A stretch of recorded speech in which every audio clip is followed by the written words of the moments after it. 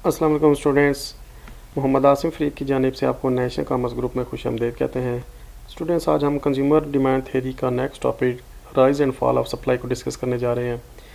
तो जो स्टूडेंट्स इस टॉपिक से बेनिफिट ले सकते हैं वो I com, D com, FAICS, BCom, MA accounting finance और BBA के स्टूडेंट्स हैं हमारे पास। तो स्टूडेंट्स बढ़ते हैं हम अपने टॉपिक की जानिब, वो देखते हैं हमारे पास rise and fall of supply क्या है। स्टूडेंट्स, हमारे पास जो हमने पिछले लेक्चर में डिटेल से डिस्कस किया था कि जो चेंजेस ऑफ सप्लाई अब दो किस्म की होती है। एक को कहते हैं extension and contraction of supply, दूसरे को कहते हैं rise and fall of supply.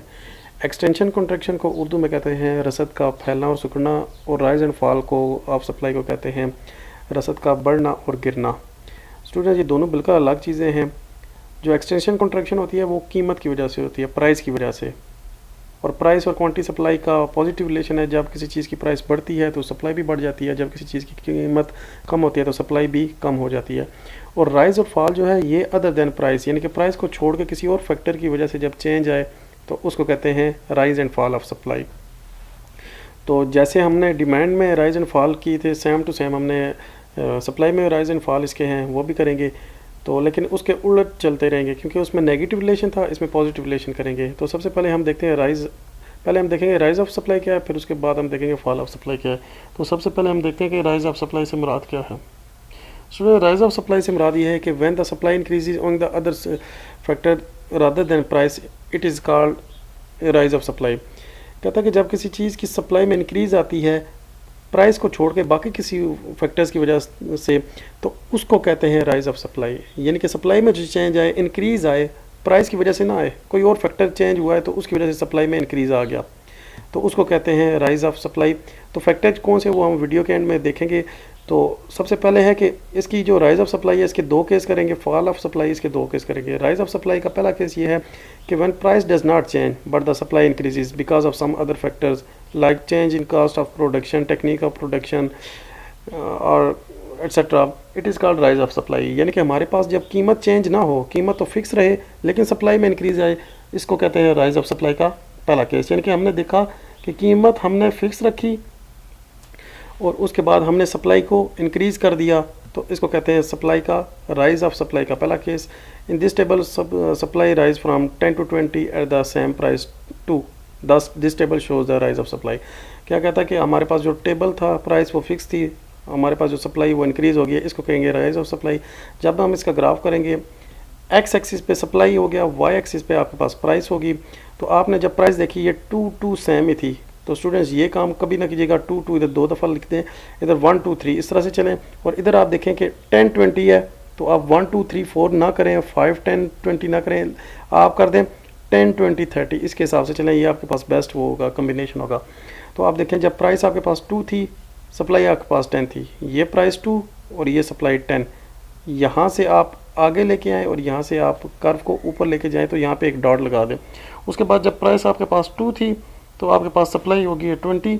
तो आप देखें 2 के सामने और 20 के ऊपर, 2 के बिल्कुल सामने लेके आए, यहाँ पे 10 हो गया, यहाँ से आगे लेके आएंगे ये 20 के सामने हो गया, और यहाँ से 20 से ऊपर एक और आपने यहाँ पे डॉट लगा के कर्व ड्रा कर लिया। सप्लाई कर्व 1 हो गया, ये सप्लाई कर्व ये आपके पास 2 हो गया।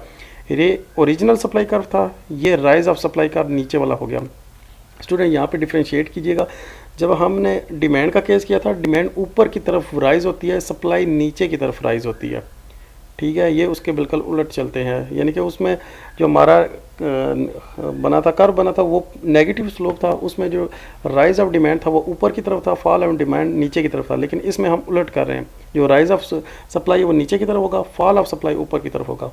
तो स्टूडेंट्स, ये हमारा पहला केस था। एक्सप्लेनेशन इसको रीड कर लीजिएगा, इसमें वही सारा कुछ है कि जब आपके पास सप्लाई प्राइस आपकी 2 थी तो सप्लाई आपकी इनिशियल 10 थी, फिर आपकी प्राइस 2 ही रही है तो आपकी सप्लाई 10 से 20 हो गया, इंक्रीज़ हो गई है, तो इसको कहते हैं राइज ऑफ सप्लाई का पहला केस।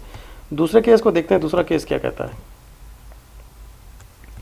स्टूडेंट्स, यहाँ पे दूसरा केस हमारा ये कि if price decrease but supply remain constant, कीमत तो कम हो गई है लेकिन प्राइस हमारी, सप्लाई हमारी फिक्स रही है। स्टूडेंट्स, ये उसके बिल्कुल उलट है। डिमांड में अगर मैं आपको एक दफ़ा रिवीजन करा दूँ तो उसमें हमने प्राइस पहले बराबर रखी थी, डिमांड बढ़ा दी थी, और जब हमने डिमांड को दूसरे केस में फिक्स रखा था और सप्लाई को बढ़ाया था तो ये हमारा दूसरा केस उधर था। लेकिन इसमें हम सप्लाई का जो दूसरा केस होता है, राइज ऑफ सप्लाई का और फॉल ऑफ सप्लाई का, आप दूसरे केस में उलट चलेंगे। सप्लाई फिक्स रही, आपके पास प्राइस डिक्रीज होगी, तो ये आप क्या कहेंगे, ये भी आपकी राइज ऑफ सप्लाई होगी। यानी कि आप सप्लाई तो उतनी ही कर रहे हैं लेकिन किसी वजह से कीमत कम हो गई है, कीमत कम हुई, सप्लाई उतनी रही, इसको भी कहेंगे राइज ऑफ सप्लाई का दूसरा केस। तो स्टूडेंट, इसका अगर आप ग्राफ करना चाहते हैं तो ग्राफ आप कैसे करेंगे। ग्राफ में आप देखें, एक्स एक्सिस पे सप्लाई आ गई, वाई एक्सिस पे प्राइस आ गई। प्राइस आप 1 2 3 4 के हिसाब से लें और सप्लाई आप 10 20 30 के हिसाब से लें। जब आपके पास सप्लाई थी 2, यहाँ पे सप्लाई 2 1 या 10 10, सप्लाई आपके पास 2 थी, 2 के बिल्कुल सामने और 10 के ऊपर आपने कर्व ड्रा कर लिया, supply curve, original supply curve. फिर 2 से ये नीचे होगी 10, तो ये 1 के सामने और 10 के बिल्कुल ऊपर एक और कर्व ड्रा कर लें, तो ये आपके पास हो जाएगा राइज ऑफ सप्लाई नीचे की तरफ हो गया। स्टूडेंट, दोनों केस में जो राइज ऑफ सप्लाई होगा नीचे होगा और फॉल ऑफ सप्लाई ऊपर की तरफ होगा। इसकी एक्सप्लेनेशन ये है, आप वीडियो पास करके इसको रीड कर लीजिएगा, कोई इतनी बड़ी बात नहीं है, मुश्किल बात नहीं है। फिर भी अगर समझ ना आए तो कमेंट लाजमी कीजिएगा स्टूडेंट्स। दूसरा हम केस करते हैं fall of supply. Fall of supply से मुराद ये है कि अगर आपकी कीमत की वजह से नहीं, बाकी किसी और फैक्टर की वजह से जब आपके सप्लाई में डिक्रीज आती है तो उसको कहते हैं fall of supply. If the supply of commodity decrease not because of change in price but because of some other factor, बाकी किसी फैक्टर की वजह से जब सप्लाई में डिक्रीज आती है तो उसको कहते हैं फॉल ऑफ सप्लाई। पहला केस इसका ये है कि आपके पास प्राइस फिक्स रही, सप्लाई गिर गई, तो ये आपके पास हो गया सप्लाई गिर गई है, यानी कि फॉल ऑफ सप्लाई हो गई है। अब हम अगर इसका ग्राफ करें, सप्लाई देखें आप स्टूडेंट, प्राइस 2 2 थी, ये 20 से 10 होगी। ये आप प्राइस को क्या करें, 1 2 कर लें और यहाँ पे 10 20 कर लें। आप जब देखेंगे 2 पे पहला कर्व क्या था, 2 पे 20 थी, ये 2 और यहाँ से ये 20 के ऊपर यहाँ पे आप एक डॉट लगा लें, ये आपका ओरिजिनल सप्लाई कर्व हो गया। और यहाँ पे दूसरे केस में 2 से 10 पे आ गया, यानी कि ये 2 यही रहा, आगे लेके आए और ये 10 से बिल्कुल ऊपर की तरफ आप दूसरा कर्व ड्रा करें, तो ये आपका क्या हो गया, फॉल ऑफ सप्लाई कर्व हो गया। तो यानी कि जो सप्लाई का है वो नीचे की तरफ इंक्रीज होती है, ऊपर की तरफ डिक्रीज होती है, नीचे की तरफ वो राइज होती है। ये देखें ऊपर की तरफ फॉल ऑफ सप्लाई, ये जो सेकंड कर्व है हमने बना लिया, यानी कि ये फॉल ऑफ सप्लाई हो गया। स्टूडेंट, इसको ये जो एक्सप्लेनेशन है आप ऑन वर्डिंग भी कर सकते हैं, रीड कर लीजिएगा इसको। हम बढ़ते हैं इसके दूसरे केस की जानिब। दूसरा केस ये है हमारे पास कि if the price of commodity increase, जब किसी चीज़ की प्राइस में इंक्रीज आ जाए लेकिन जो सप्लाई है वो सेम रहे, तो इसको भी आप कहेंगे आपकी जो सप्लाई है वो राइज हो गया, यानी कि कीमत बढ़ गई, सप्लाई उतनी ही रही, तो ये भी आपके पास क्या है, ये भी आपके पास फॉल ऑफ सप्लाई हो गया। तो इसका जब आप ड्रा करेंगे, ग्राफ ड्रा करेंगे, तो एक्स एक्सिस पे आपके पास सप्लाई आ गई, वाई एक्सिस पे आपके पास प्राइस आ गई। तो प्राइस आपने देखा 2 4 और ये 10 10, आप यहाँ पे 2 4 6 के हिसाब से चलें या 5 10 15 के हिसाब से चल लें। तो आपके पास जब प्राइस थी 2, उस टाइम आप सप्लाई के सामने देखें, यहाँ इसके सामने है 10, यानी कि ये 2 और ये 10, आपने यहाँ पे एक नुक्ता ड्रा कर लिया, एक कर्व ड्रा कर लिया, पॉजिटिव स्लोप, ये सप्लाई का ओरिजिनल कर्व है। जब ये प्राइस होगी 4, ये 4 और इसके सामने और ये 10 के ऊपर, ये आपके पास जो सेकंड सप्लाई कर्व हो गया, मतलब सप्लाई आपकी फॉल हो गई। जब फॉल होगी तो ये कर्व ऊपर की तरफ चला जाएगा। तो स्टूडेंट्स, यहाँ तक हमने 2 केस किए हैं राइज के, 2 केस किए हमने फॉल के। ये एक्सप्लेनेशन आप खुद देख लीजिएगा। तो उम्मीद करता हूँ आपको बात समझ आई होगी। इसके बाद वो कौन कौन से फैक्टर्स हैं कि जिनकी वजह से हमारी सप्लाई में चेंज आती है। सबसे पहला फैक्टर तो ये है कि प्राइस, जब प्राइस में चेंज आएगी तो आपकी सप्लाई में भी चेंज आ जाएगी, क्योंकि सप्लाई मेन फैक्टर ही है सप्लाई का। उसके बाद दूसरा एक चेंज और कास्ट इन प्रोडक्शन। जब कास्ट ऑफ प्रोडक्शन होगी तो चीज़ें महंगी पैदा होंगी, तो महंगी पैदा होगी तो उसकी सप्लाई भी कम हो सकती है, तो वो जो प्रोड्यूसर है वो उसकी सप्लाई कम कर देगा। ये आप इसकी वो एक्सप्लेनेशन रीड कर लीजिएगा, बिल्कुल सिंपल इंग्लिश में लिखी हुई है। थर्ड है कि cost of technique of production. अगर टेक्निक ऑफ प्रोडक्शन वो अच्छी है तो आपकी सप्लाई ज़्यादा होगी, अगर वो बुरी है तो आपकी वो सप्लाई बुरी हो जाएगी। पुराने ज़माने में जो कपड़ा था वो हाथों से बनता था, अभी वो मशीनरी आ गई है, तो वो जो सप्लाई है वो क्या होगा, वो ज़्यादा हो जाएगी, अच्छी उसमें टेक्नोलॉजी आई है। अब हमारे एरिया में जो गंदम है वो पहले हाथों से कटाई होती थी, अभी वो ट्रैक्टर आ गए और दूसरे थ्रेशर आ गए, उससे हो रही है, तो ये उससे भी जो हमारी सप्लाई है वो भी इंक्रीज़ हो रही है। तो उसके बाद लॉ एंड ऑर्डर कंडीशन। अगर मुल्क में लॉ एंड ऑर्डर कंडीशन सही है तो आपकी सप्लाई ज़्यादा होगी, अगर लॉ एंड ऑर्डर कंडीशन वो बिज़नेस के सही नहीं है तो फिर वो क्या हो जाएगी, सप्लाई वो कम हो जाएगी।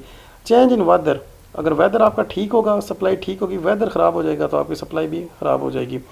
तो अगर सर्दियों के मौसम में सर्दी ज़्यादा पड़ती है तो आप देखें किसी किसी चीज़ की वो सप्लाई ज़्यादा बढ़ जाती है। अब गर्मियों के सीज़न में अगर आपको सर्दियों के कपड़े मिलते हैं तो आप उसके वो देखेंगे वेदर ही नहीं है, यानी कि आजकल गर्मियों का सीज़न चल रहा है तो गर्मियों के सीज़न में आप सर्दियों के कपड़े नहीं पहनेंगे, बेशक आपको सस्ते भी मिले फिर भी आप नहीं पहनेंगे। तो इसलिए वो जो पीछे प्रोड्यूसर सेलर बैठे हैं वो भी अक्लो शऊर रखते हैं, वो भी उस चीज़ की सप्लाई ही नहीं करेंगे क्योंकि वो वेदर ही नहीं है। रेट ऑफ टैक्सेस, अगर रेट ऑफ टैक्स कम है तो सप्लाई ज़्यादा होगी, अगर रेट ऑफ टैक्स ज़्यादा हो गया तो जो सप्लायर वो इसकी सप्लाई कम कर देंगे। स्टूडेंट्स लास्ट है हमारे पास मॉडर्न मीन्स ऑफ ट्रांसपोर्टेशन। अगर मीन्स ऑफ ट्रांसपोर्टेशन हमारे ठीक हैं, रोड हमारी ठीक है, हमारे एयरलाइन ठीक है, या फिर हमारे बाकी जो कम्युनिकेशन ठीक है तो हमारी सप्लाई ज़्यादा होगी क्योंकि हमारी चीज़ें ज़्यादा सेल होंगी। अगर वो नहीं सही तो हमारी सप्लाई कम हो जाएगी। तो students this is the end of rise and fall of supply. Next lecture में हम इंशाल्लाह डिस्कस करेंगे इलास्टिसिटी ऑफ सप्लाई। तब तक के लिए अपना ख्याल रखिएगा। अल्लाह हाफिज़।